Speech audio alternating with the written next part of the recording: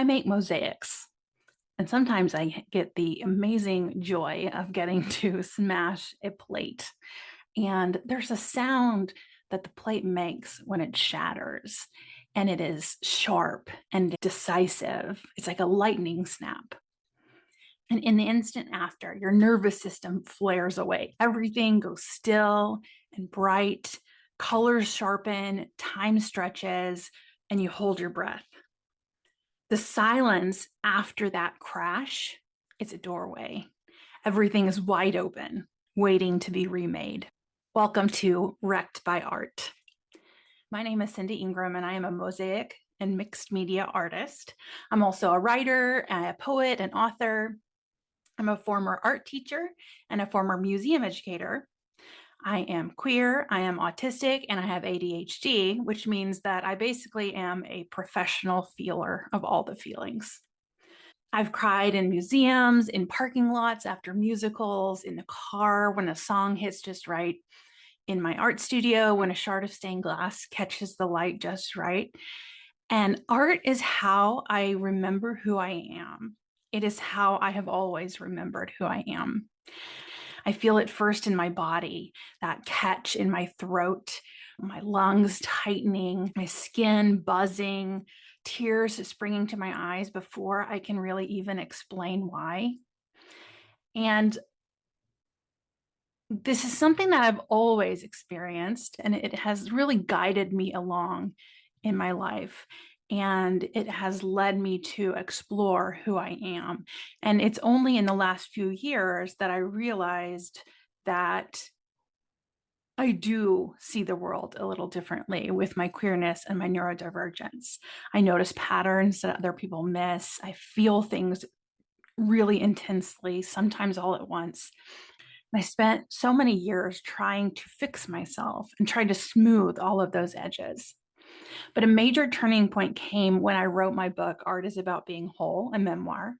Every chapter in the book features a work of art that I use as a metaphor. But the book isn't just about art, it's about me. It's about my shame, my striving, my body, my motherhood, my wonder, my becoming. And I told the truth on every single page. And as I wrote that book, something clicked. The more I let my real self speak, the more deeply the art opened to me, the more I opened up to art, and the more beautifully I healed. Writing that memoir was its own act of kintsugi, which is the Japanese practice of mending broken pottery with gold. Each chapter broke something open, and every edit laid down a shimmering golden seam. And since publishing that book, those golden seams have only strengthened. I move through the world with a clearer spine, softer edges, and a wilder trust in what art can do for me, and a wilder trust in myself and my worthiness. And something else happened too while I was writing the book is I started making art again. I hadn't made art in 20 years. I had made it in my classroom, as examples, or I would pick up things here and there, but nothing really took. But there was a day that I was pondering, how can I really show people the power of art? And the answer that arrived in my head as a download or whatever it was through your art. And so I stalled for a long time first, but I started hesitantly making art with collage and mixed media. I started out with an art journal, and then I eventually picked up wheeled nippers and glue and glass and grout. And now I've found my art form, which is mosaic. And I give myself permission to create. And I create not to prove anything, not to sell, but to reconnect with my own aliveness, to reconnect with the part of me that for as long as I can remember was an artist. I just forgot for a long period of time. And that shift, embracing my creativity, letting it become a part of my daily rhythm, has really changed everything in my life. It has deepened my relationship to beauty, to presence, and to trust in my own hands. And this podcast, Wrecked by Art, is a living continuation of that work. It is a space where art breaks us open, where truth pours in, and where wholeness grows. And I felt it. And I know I'm not the only one aching for those holy gasp moments, those moments when art just reaches you and hits a part of you that you didn't know was there, or a feeling that you didn't know needed to be felt. And those are the moments that we're going to uncover and discuss in this podcast. And through hearing about these moments, I know that you're going to be more appreciative and aware of those moments in your own life, because you know you're not alone in experiencing the wonder and glory that is connection to art. This podcast has lived a few different lives up until this point. It mirrors my own journey and the evolution of my understanding and my connection with art. In what feels like a lifetime ago, it was the Art Class Curator podcast. And the first 100 episodes or so are teacher focused. I interviewed a whole bunch of fabulous people in the field and had really amazing conversations, but it's very practical, supportive, grounded in the classroom. And I was offering tools and ideas for educators who wanted to bring meaningful art experiences to their students. And it was beautiful work, and I loved it, but it kept me in a certain role. It kept me in the role of an expert, an explainer, the one who knew how to quote unquote do it right. And there wasn't enough room for me to be messy or emotional or undone.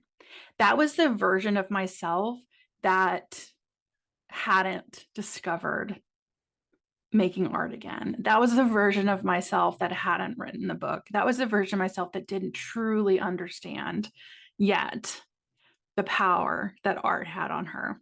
I was very buttoned up. I was very professional. Basically, I was masked.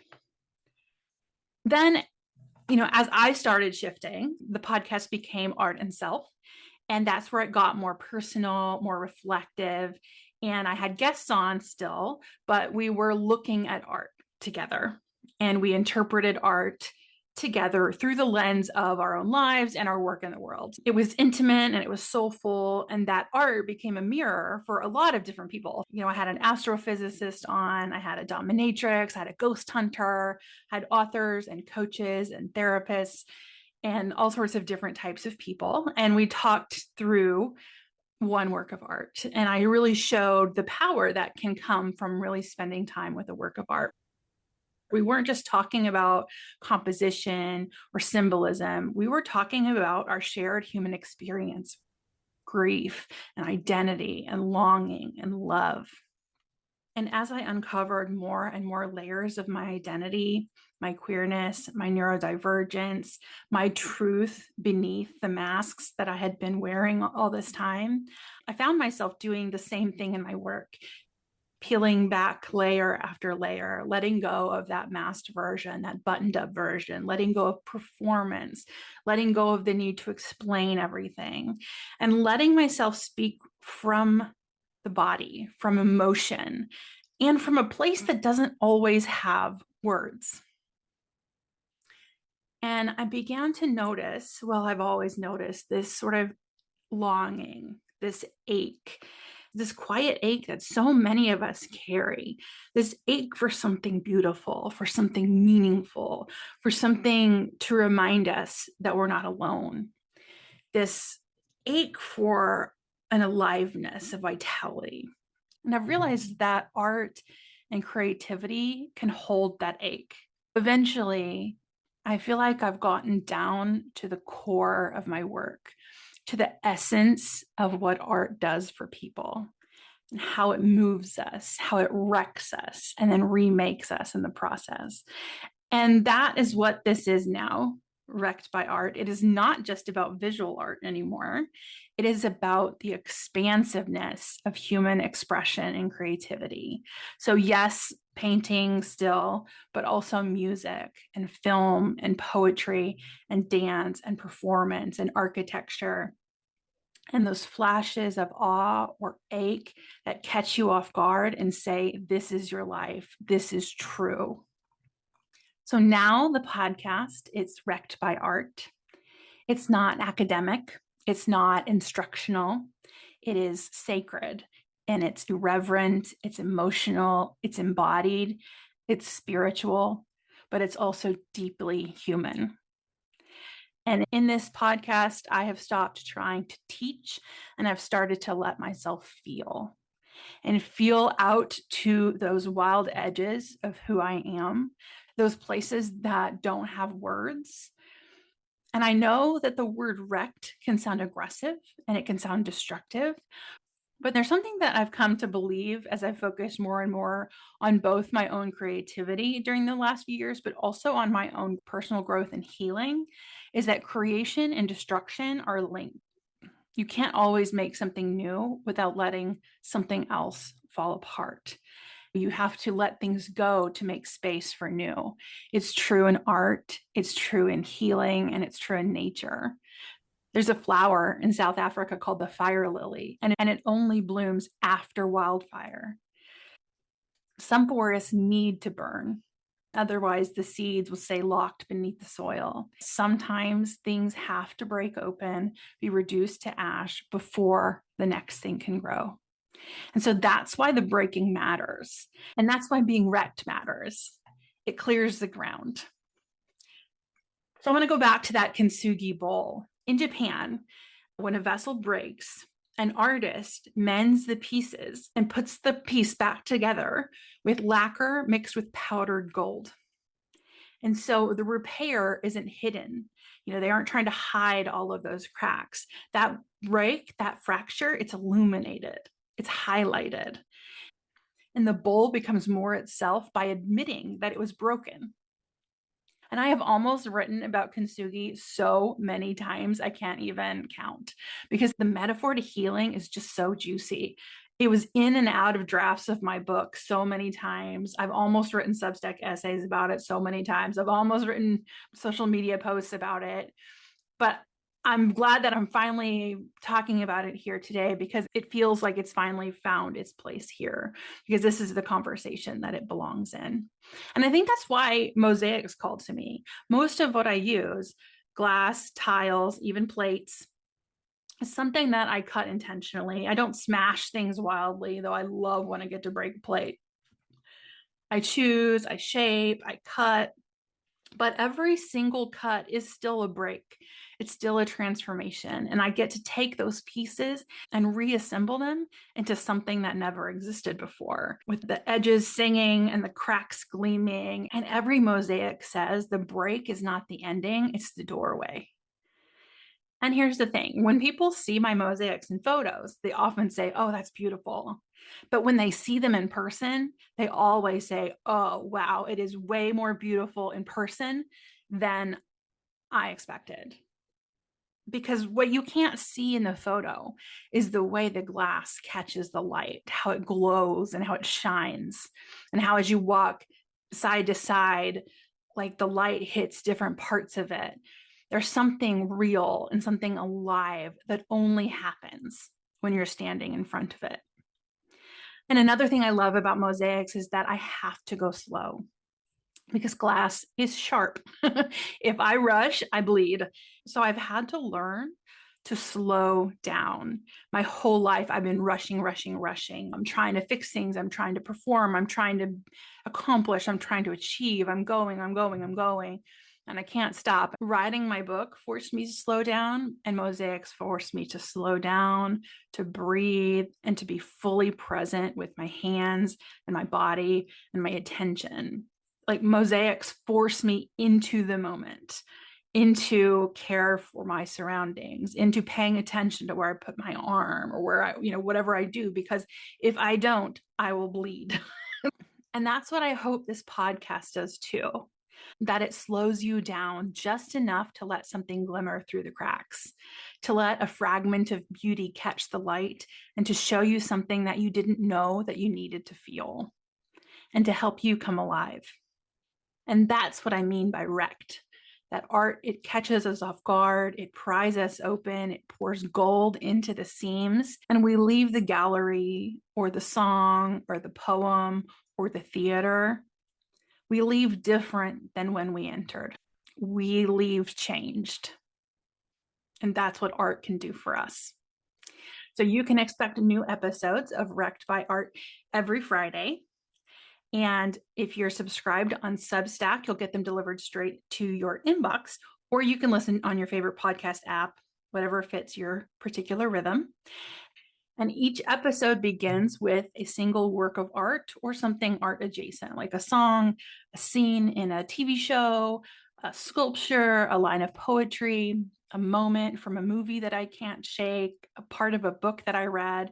It's just moments that move me, moments that give me chills, moments that make me feel seen, and that make me feel connected. And just like in my book, where I have an artwork paired with a personal story, that's what we'll be doing in this podcast too. So each artwork is paired with the personal story. Sometimes the art finds me first, which leads to the story, but sometimes the story drags the art along for backup. But I'm going to let the art and the story lead the way. So some episodes may be short and intense, others will be softer and longer. But nothing is going to be tidy. Nothing's going to be perfect. Nothing's going to be performed. We're just going to explore art and feelings and our deeper humanity. Because this podcast is not about, action steps and polished analysis and sounding intelligent about art. It's about what art is to me, which is a deep expression of humanity by the artist, and that connects with the shared humanity of the viewer. And that's when that magic happens. So this podcast, it's about what art does to us. It's about what it wakes up in us. And it's about that ache that we feel that says there's something more. That ache that shows up when you didn't know you were lonely until a line of music splits your chest open. It's that ache that tells you that you're not alone. That some artist across culture, across time, across distance made something that reached you and said, me too. And that's what I'm tracing here. That's what I want to name. And like I've said a few times now, art sometimes hits where language can't reach, but I'm going to do my best to find those words. You don't need an art degree to be here. You don't need to be able to name styles or movements or materials. I don't care about any of that, because that is not what art is. Art is human. So you just need to be someone who wants to feel more alive, someone who's willing to slow down and listen and let something true rise to the surface, and have the willingness to look within and see what art brings up for you. And so maybe you've always felt that sort of quiet creative pulse under the surface, something alive inside of you, even if you haven't touched it in a while. And maybe you're not even sure how to get to it, or if you're even allowed to get to it, but you know that it's there and it's waiting, like a breath that you haven't fully exhaled. Or maybe you used to feel everything so vividly. Music would wreck you and poetry could make you cry. But somewhere along the way, life got loud and that signal dulled, and that you had to armor up to keep going. And now you're here, wondering if it's possible to find your way back to that softness, back to that sensitivity, back to that aliveness.